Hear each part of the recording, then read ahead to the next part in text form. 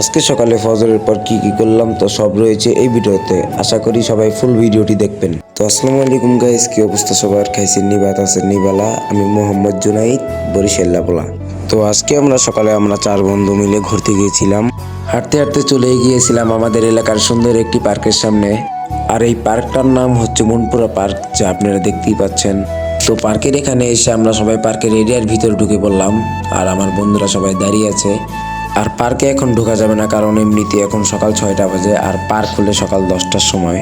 আর এখানে আমি আর আমার বন্ধুরা সবাই মিলে শয়তানি করতেছিলাম, পার্কের এরিয়ার উপরে উঠে বসেছিলাম। তারপর আমরা সবাই পার্কের পিছনে যাওয়ার প্রস্তুতি নিতেছিলাম, কারণ পার্কের পিছনে একটা বড় মাঠ আছে, তাই আমরা সবাই দৌড়ে পার্কের পিছনে যাচ্ছিলাম। তারপর যেতে যেতে পথে আমার বন্ধু জ্যাকেট উল্টা এবং চশমা উল্টা করে পরে হাঁটতেছিল। তারপর এখানে আমি আমার কিছু ছবি তুলে নিলাম, ছবি তুলে পরে মাঠে যাচ্ছিলাম। তারপর মাঠে এসে দেখি অফিসের লোক অফিসে যাচ্ছিল, আর আমরা আর একটা জায়গায় যাচ্ছিলাম, একটা মহলের কাছে।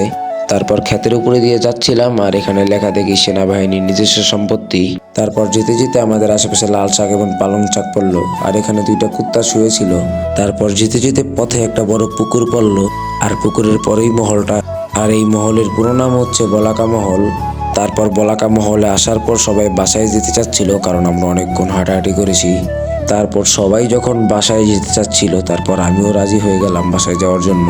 তারপর আমরা সবাই আর একটু হাঁটাহাঁটি করে বাসায় চলে আসছিলাম। তো আজকের এই ভিডিও এতদূরই, সবাই ভালো থাকবেন, দেখা হবে নতুন কোনো ভিডিওতে।